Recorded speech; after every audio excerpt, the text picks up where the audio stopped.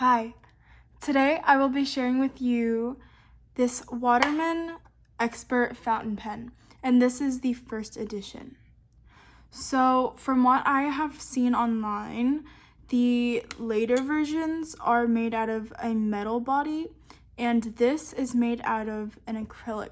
I think the nib is also different as well.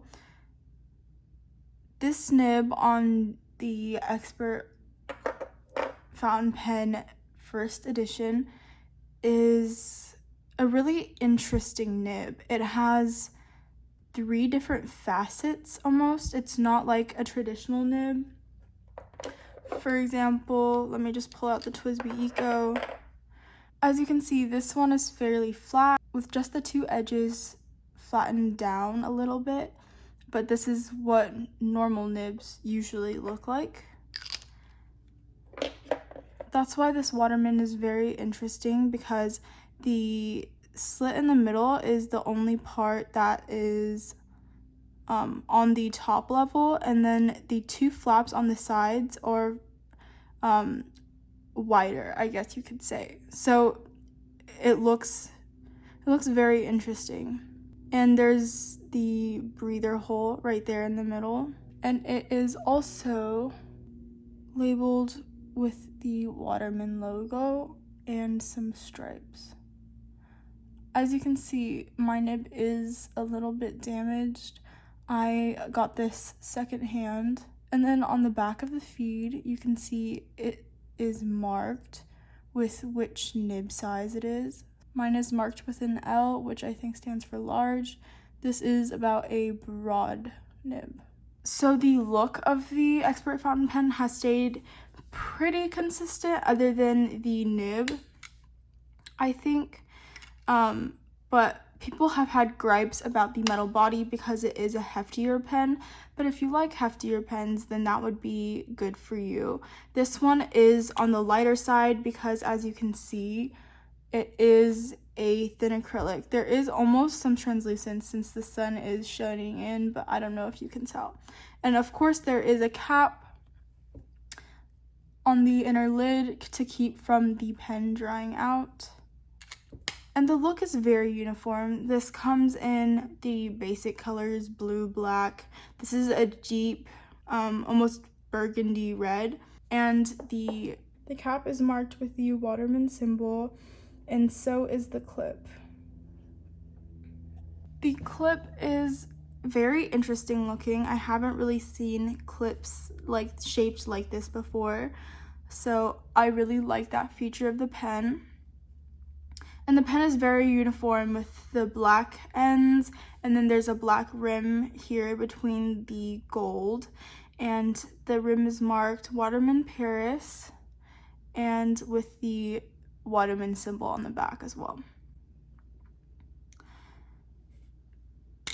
So obviously this has gold hardware, and there is a ring right here with the cap, and there's 2 rings over here, and there's a gold ring right here where the grip section is, and there's a gold ring, another gold ring right next to the nib, and then of course there's a gold ring right here to balance out the pen.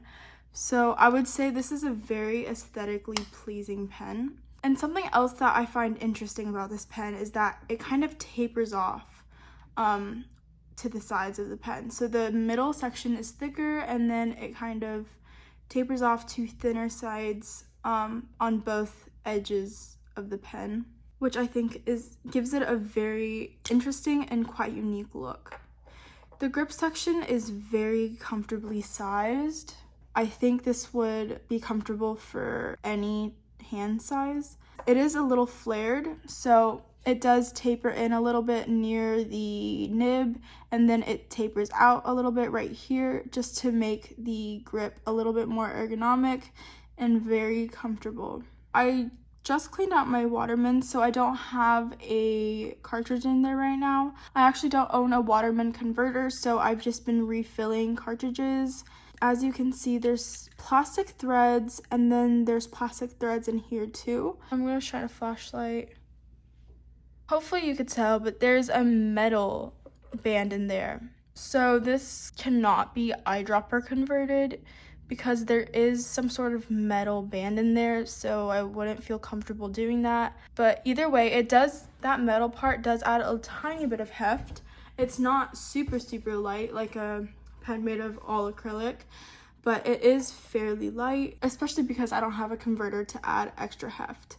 This pen, you can definitely feel, it feels really nice in the hand. It's just not heavy by any means. But I think honestly that's why they added that metal there. As you can hear, the cap clicks on to the back when you post it, and it is very secure because of that. And it is also very comfortable writing posted. It is still very balanced when you write with it posted because it is a decent heft. It definitely does add some weight to it, but if that's what you like, then this is absolutely perfect. This is a pen that's very suitable for longer writing sessions as well as quick notes because it is very reliable, as we'll see in the writing sample.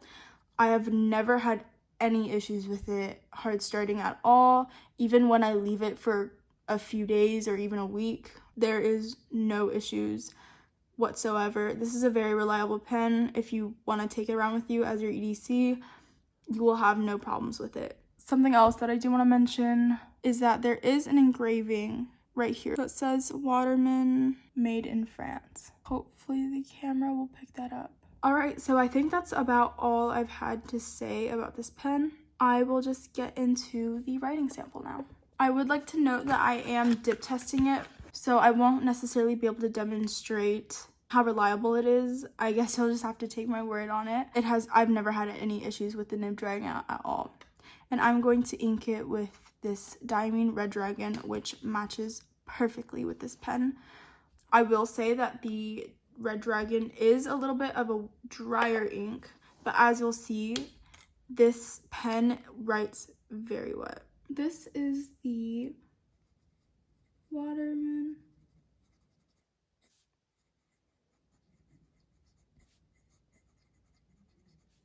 Expert Fountain Pen, first edition.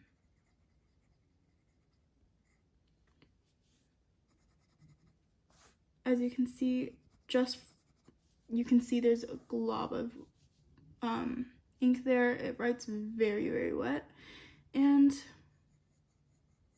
it also writes incredibly smooth.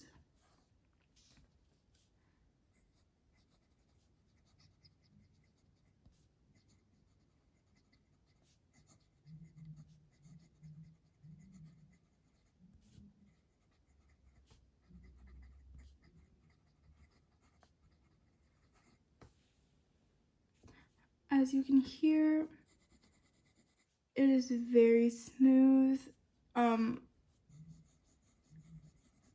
Since I did get it secondhand, I don't know exactly what it was like right out of the box. And this one, as I said earlier, Red Dragon is a drier ink, but still it is putting down a lot of ink on the paper. Also, the pen does have a little bit of flex, even though it is a steel nib, which I enjoy. And on top of that, the reverse writing is really nice. And because it's such a broad nib, it actually writes as an italic. Please excuse my awful handwriting. Let me rewrite that. Okay, that was just as bad. But as you can see, the reverse writing is very reliable as well. I've written whole pages just in reverse because when writing on cheaper paper, this very wet, broad nib doesn't really work out very well. So a big plus about it is that this writes in reverse very well, much better than a lot of other pens. And it also just is so pleasing to me that it writes like an italic nib because it adds a lot of nice flair to your handwriting. Let me just compare it to the TWSBI Eco in reverse. Sometimes I can't even get it to write in reverse. It's so scratchy. I wouldn't write in reverse with this pen. But with this one, as you can hear, of course, it's not perfectly smooth, but it's definitely not pleasant, unlike the TWSBI that gets stuck whenever you're writing with it reverts. It gets caught on the paper. This, there is no issues whatsoever. It's a very nicely tuned pen. You can actually buy this on some, I have seen this floating around on eBay. I've seen some floating around on different reselling sites, but eBay I've actually seen new ones, I believe. So there is still a chance to get this if you were interested. And I don't know how the recent versions of this pen compares to this pen, because as I said, I haven't tried it, and also the nib is actually different. So I don't know if there's any variation in there. There very well could be, but from what I've seen, this is probably one of my smoothest writers in my whole collection still, even compared to the gold nib Sailor, because from what I've heard, Japanese nibs do tend to be a little bit more feedbacky than the European makers, which tend to be more smooth. And from my experience, that's what I've found as well. But this is the wettest and the smoothest writer in my collection. I've never had any issues with this pen other than it being too wet actually on some papers, but then that problem was solved because I could write in reverse, and actually the writing in reverse is, in my opinion, even more beautiful. So I really can't say anything bad about this pen. I would feel really bad if I made a video on this and you couldn't get it, but I think you still can. I know there are some resellers, the last time I checked, that were selling this. So if you enjoyed this video, please give me a thumbs up and subscribe to my channel for more content. Thank you so much for watching. Have a great day.